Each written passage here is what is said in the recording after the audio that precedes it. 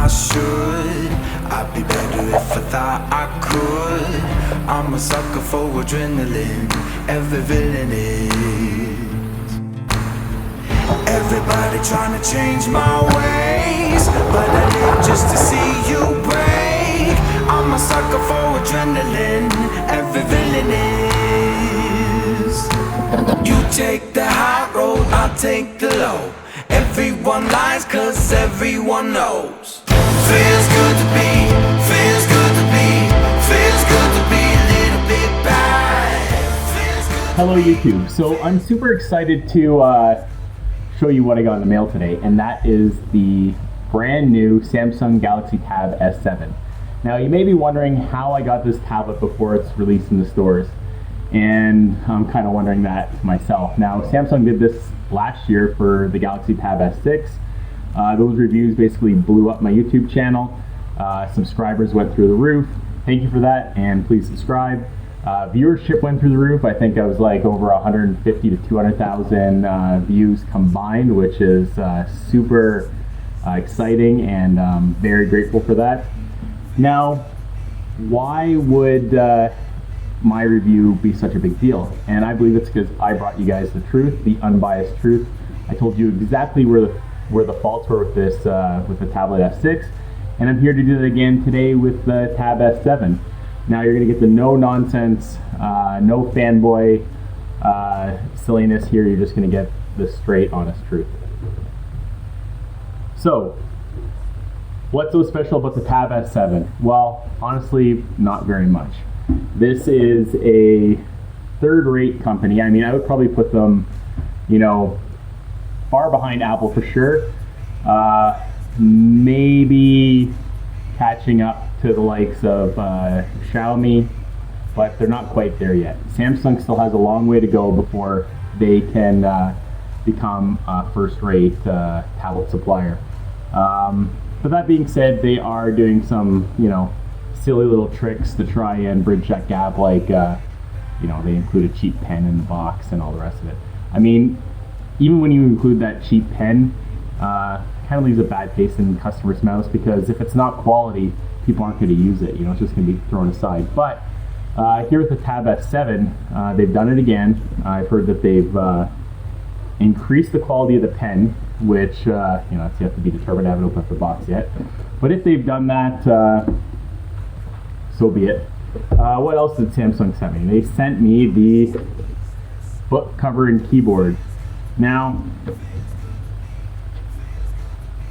for something that retails for $300, sending it in this like dollar store blister pack is pretty embarrassing. I mean, if we've learned anything from Lord Jobs, it's that what happens on the inside is just as important as what happens on the outside.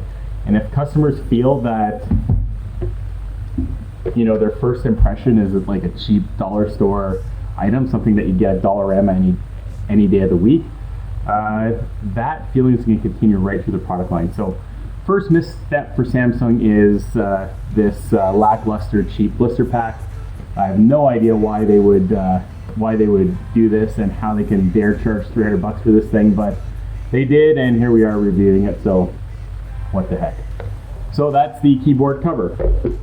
Let's talk about the Tab S7 box. Now this is a blatant ripoff of Apple once again. I mean, the box is trying to be fancy. You know, it's got the raised silver letters, which is whatever. It's got two little pieces of plastic here to show that the box hasn't been opened. It's the security seal. I mean, Samsung must not be too worried about people trying to steal these products by putting such a inexpensive, cheap plastic seal on here. I mean, you could just put a piece of magic tape over that and no one would ever know. So I guess they're not afraid of people stealing it. I mean, there's probably not much high demand for this. So anyways, without further ado, let's open it up and see what's going on in this box.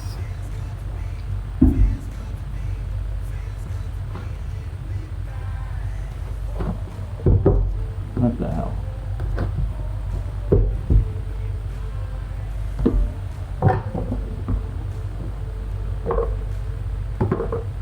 So here you go. people, this is what 1,200 Canadian dollars gets you. Not only a cheap box, but an even crappier felt, I don't know, case. And the S Pen isn't even like sat in here nicely. First impressions of this S Pen, piece of junk just like last year. I mean, I don't see any improvement with it so far. Certainly doesn't actually color on anything. So yeah, I don't have high hopes for this. Let's see what else is in here. We've got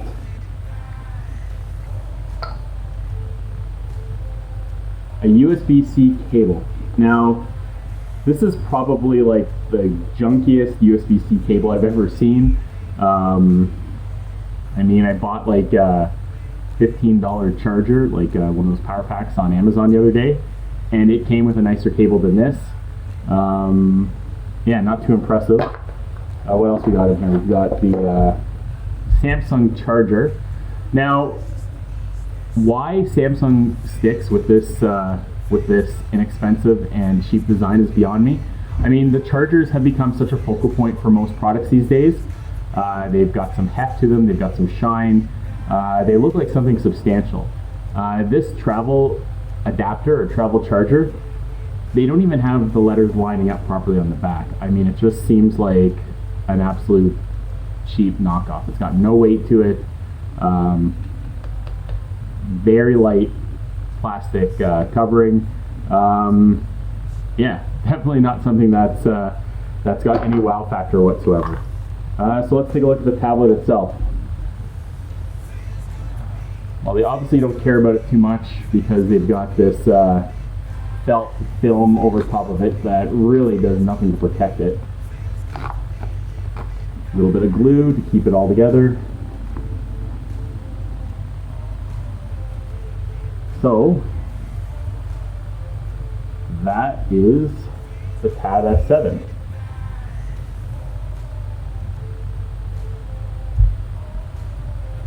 First impressions is, it brings me back to the days of the Samsung Tab S2, which is a far inferior device in the marketplace. It really, did nothing for anybody. It was slow, it was lightweight, it was easy to crack and break, crashed all the time. That's what this device kind of brings me back to, is those feelings of the Tab S2. Yeah, just not a very quality product. I mean, it's got very cheap finish and feel to it, in my opinion. Not something that I would expect to have a $1,200 price tag. See what else is in the box.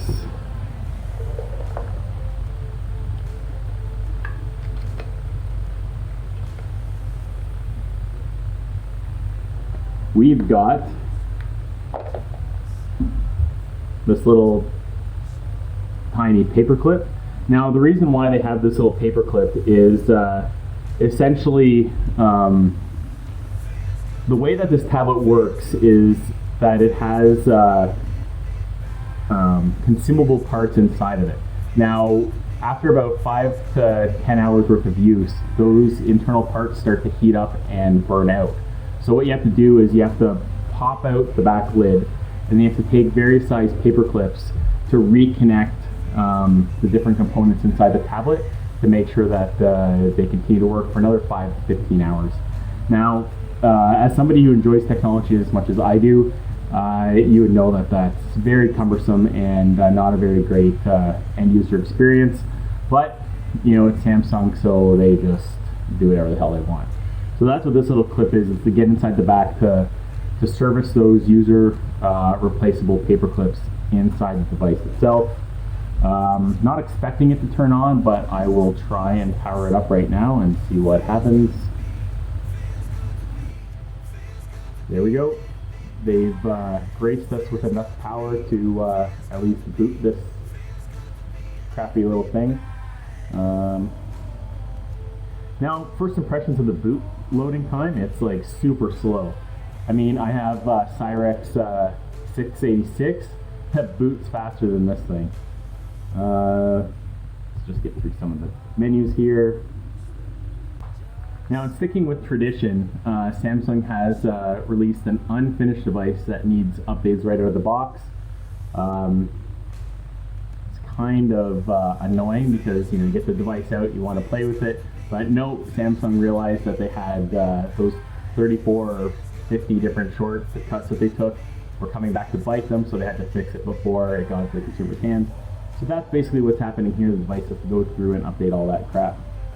I have to sign into my Google account. Man, this is always a buzzkill. Samsung makes you sign into their proprietary Samsung account nonsense. Basically just a waste of space and speed on a device.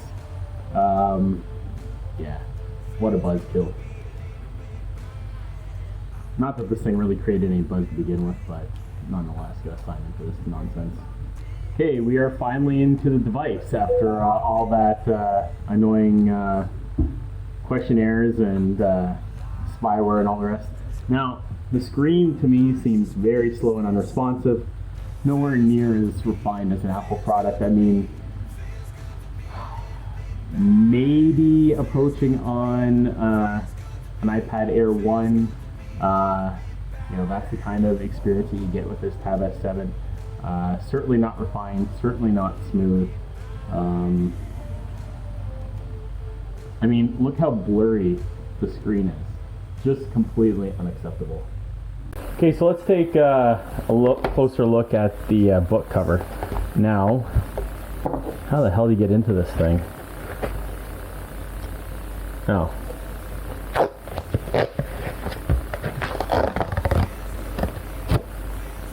Just like some cheap plastic toy from the dollar store, you get into this Tab S7 case just the same. What the hell is this?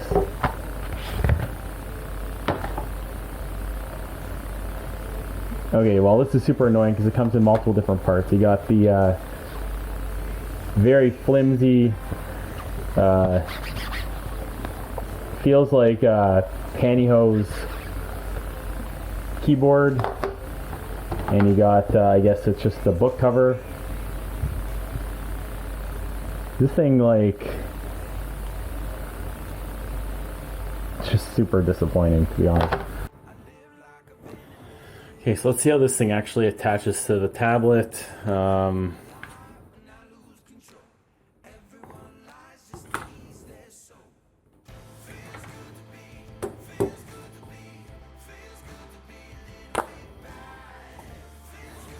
Brings up a prompt for Samsung DeX. I think DeX starts for don't ever execute because you'd be severely disappointed. Goes like that.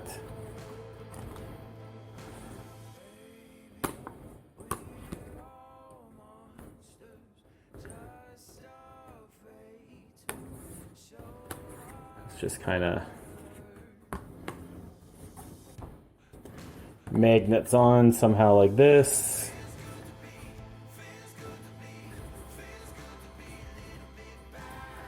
Man, what a disappointing piece of junk. Like, really? They couldn't make it one solid piece. They gotta use like magnets and trickery so that... Look at this.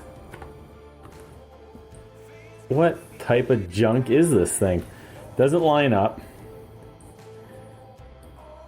This is super annoying. Honestly, you do not want to waste your money on this piece of junk. It is going back. I don't care if Samsung sent it to me or not, it is going back. Oh my god. Okay. I think we've got it. You've got a protective cover that is two separate pieces and does really absolutely nothing to protect the device. I mean, if you fell this or if you tried to hold on to it, one piece is just going to attach. It has no rigidity whatsoever.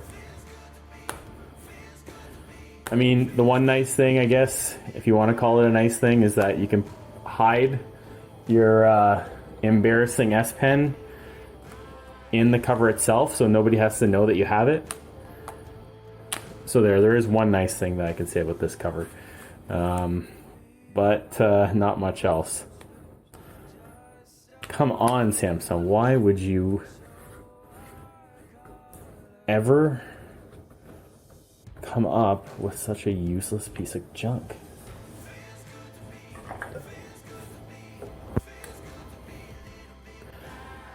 So here you have it, folks. This is what Samsung spent a year developing. No improvement at all over last year. I would say it's a step back. You really can't trust the way that this thing is propped it up by some cheap magnets and nylon pantyhose. But hey, what else do you expect from Samsung for $1,300? Keyboard feels like junk. I've seen better keyboards on Android boxes for under $100. Well, whatever. I should have known this going in because it was a Samsung. As you can see, this is a lackluster device that really is not ready for prime time. You know, I will spend a little bit more time with this tablet, come back with a more in-depth review.